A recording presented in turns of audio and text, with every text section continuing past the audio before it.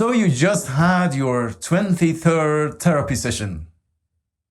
Or you are just coming out of the retreat, silence retreat, meditation retreat, where you sat for 10 days in bliss and silence and a calm mind.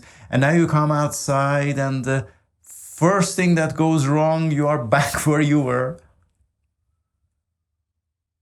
Suffering again from anything that can pop up in your mind as a thought, as an emotion, dictate your experience of the moment. And you think, I need my money back. Well, in this short video, I want to take a look at something that unfortunately is very common in many people who seek salvation from their suffering, be it through psychology or spirituality. Why does it happen? Why it doesn't need to be that way at all, and actually a simple shift in perspective can do what true spirituality or psychology is meant to do, which is to liberate us, to free us. So let's take a look at that. You might have experienced this for yourself or have seen it in other people. It's always easier, other people. It doesn't matter. But people who went into the spiritual path or a lot of therapies, really digging deep in their past or their dreams or their thoughts and the emotions. And after a couple of years, you would expect it's liberated people, joyful and happy and free from suffering, but it seems that suffering has increased. There's almost as if something is added now to that suffering. There's some suppression. Something is suppressed. It feels like some hidden anger or shame, resentment. Why is that? And why is this so common? This is what I think. You see, this stems from a misconception, fundamental misconception about what we are, what is our mind, and how we can be liberated from suffering. I get to that. But this misconception means that we are not liberated from our mind. We have just learned to somewhat and somehow calm it. We have learned to fix some of the things in our prison so that it looks more pleasant at times. But this needs to happen in the world or around us, and we're back where we were. And this creates a lot of frustration.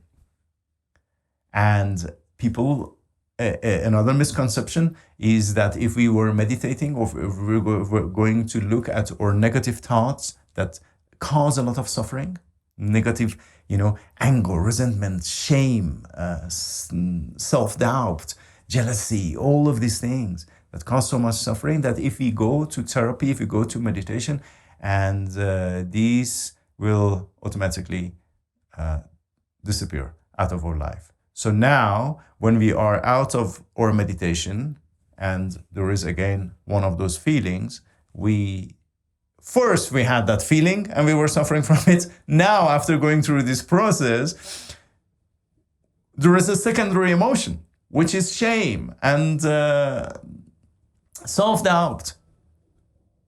I can't do this. I failed. And so, not only you are aware of your suffering that is still there, you are suffering even more because you have a sense that you failed at solving the issue, that you're something not right about you, something is not good. Again, it comes back to the misconception, which is very common also in meditation, that meditation is to silence the thought. And of course it is possible. Go sit for 3 days in silence, 2 days, depends.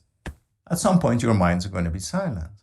But if your life depends on your mind being silent, if your peace depends on your mind being silent, wow, you're in trouble. The real peace is to discover what you are, this peaceful space, no matter what your mind is doing. So now you have peace, and now you have something else, freedom. Because freedom is not really to do whatever you want and things like that. Freedom is not to be pulled by any random thing that happens in your life. That is real freedom. And this is for me, the spirituality to find this freedom. To know, for example, that I am not the thinker of my thoughts. I am this sphere of awareness in which everything appears. If I try to control them, anything you want to control, you give it energy. Everything you are trying to fight, you are giving it energy. And this is the problem that you see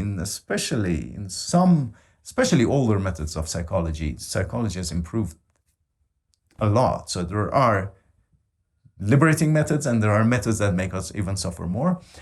And those are the methods that just want to, go back to your childhood, go back there and find this thing, and you bring something back in your life and you're just giving it more and more and more energy.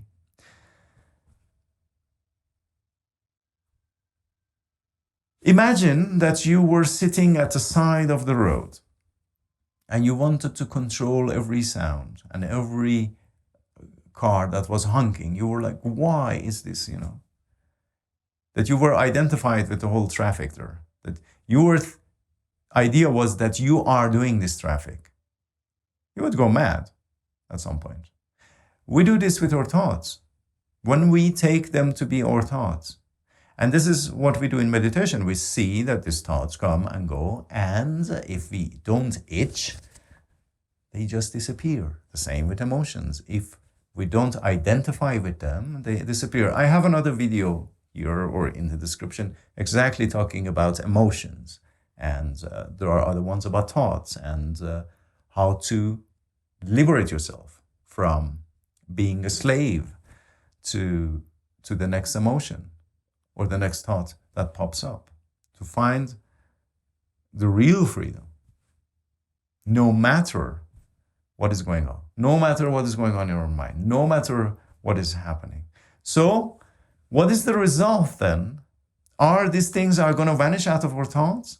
Or now that we have been a sage because we sat 3 years in silence in Nepal, are we going to never have negative emotions, never have resentment or anything? At some point, yes. But that doesn't matter. These things will reduce in quantity and in strength. But even that doesn't matter. What matters is that you can be free from them today, now, by not identifying with these things. So these things, thoughts, negative emotions, no matter what you do, they can still pop up. What gives you the freedom is from where are you seeing them? If you are lost in your mind, if you are identified with your mind, if you think that this voice in your head is you, if you think that you are the thinker of these thoughts, then you are in trouble. Because then, why am I thinking this thought again? It's very different to see, there is this thought again. Curious, okay. And you don't give it energy, you just let it pass, like leaves in the wind or sounds out there. And sometimes the thoughts are beautiful and they help us expand and go beyond ourselves, and we go with them, we dance with them. But now we have a choice. Thus, we have freedom. This is the real freedom that the right method can offer us. freedom from identification with something that you are not, and discovering what you are. For me, it's being this open space that is not affected by anything that appears in it, not by the content of what appears, which is experience. And that is real peace. There are many other things I want to talk about, but this video already became, again, longer than I imagined it to be.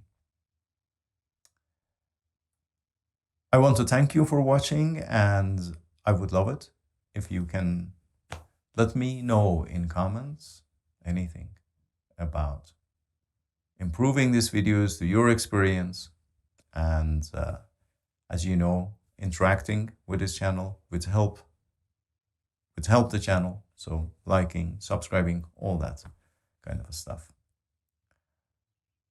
I appreciate that you made it so far in this video, and wish you a beautiful moment of being.